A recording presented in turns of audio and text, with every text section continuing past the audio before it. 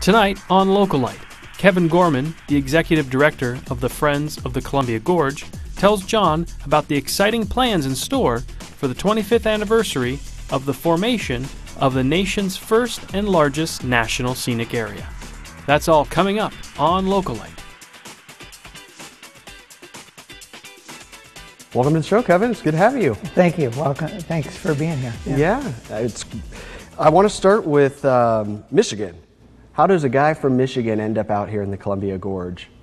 Well, actually, my wife and I were visiting the Pacific Northwest. We actually got engaged when we were out here and just fell in love with the area. And we were young, and we felt like we could make the leap and come out here and try new things. I was originally in advertising and marketing. I was a creative director, but when I came out here, really fell in love with the landscape, thought I could get involved in nonprofits that work to protect landscapes, and that's how I ended up in the world of the Columbia Gorge. Okay.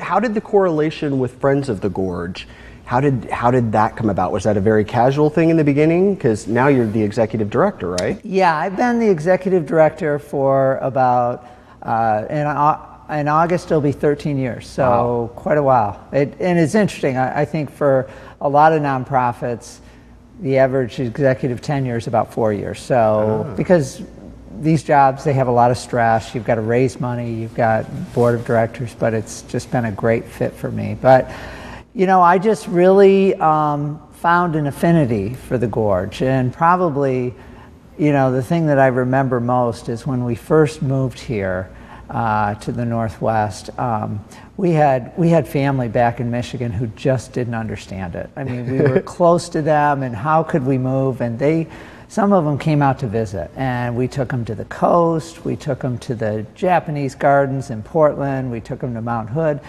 and finally we took them out to the Vista House. And it was an evening, there were no tour buses, there was no wind. It was just really, it was beautiful. And one of the women just looked at the view and said, "Now I know why you moved here." I get it. Yeah.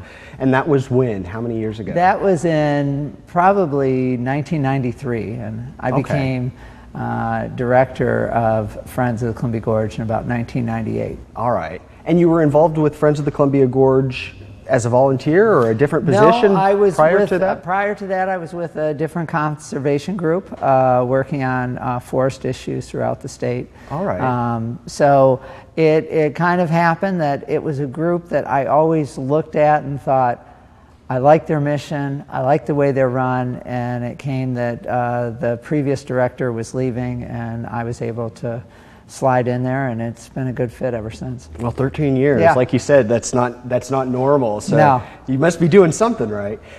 What is your job like on a day-to-day basis? I mean, you mentioned, the challenges of fundraising and some of the probably bureaucracy that tends to drift around in that type of a position.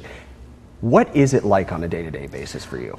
Well, it really changes each day, and what I've told people is I think you have to be adept at many things and a master of nothing. Because if you become a master of something, you lose sight of all the other things. You become biased almost? Yeah, we're raising over $1 million a year, so I have to help generate that money. I have a board of about 18 people that supervise me. Wow. Our organization leads about 80 hikes a year. We have a land trust that owns over 900 acres of land. We have our advocacy work on issues like the Boardman coal-fired power plant, the proposal for a Gorge Casino. We have lobbyists in Salem and Olympia. We have legal staff. And so there's just a number of balls that you juggle in the air. Plus you have the really interesting politics and the flavor. The Columbia Gorge, you've got the National Scenic Area Act, which it's managed by the Forest Service, a federal agency, and the Columbia River Gorge Commission, which is a bi-state agency, Oregon and Washington.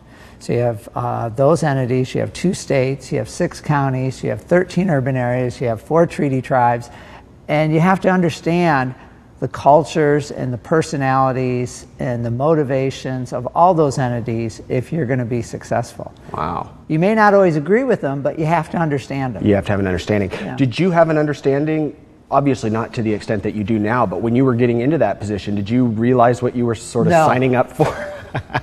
Not at all. And would you have done it had you known some of these things? Absolutely. I just, really? It can often be a controversial job and a stressful job, but I mean, look at the payoff. It's just, there's even when we disagree with people, everybody agrees that the gorge is beautiful. Everybody agrees that it should be protected to some level. And so for me, anytime I'm out in the gorge, I can look at places where we made the difference between protection or development. I can see new trailheads that have been built. There's been a tremendous amount of progress since the passage of the National Scenic Area Act. And so it's very gratifying to see all the progress accumulate. So the Friends of the Columbia Gorge, who actually was responsible for founding it? Well, the founder was a woman named Nancy Russell. It was Nancy Russell. It was Nancy Russell. And you asked, did I know what I was getting into? She definitely did not know what she was getting into. She was a mother of 4 in Portland. She had no political experience, no fundraising experience, but she knew the gorge very well. She really understood wildflowers, understood the landscapes, and just had a tremendous amount of energy and courage and persistence. And once she knew where she needed to go, she just pushed and pushed and pushed until she got there. And so from the time we started, our organization was formed in 1980. The Columbia Gorge National Scenic Area Act passed 6 years later. And so our first 6 years were almost entirely about pushing for some kind of legislation that would protect the area.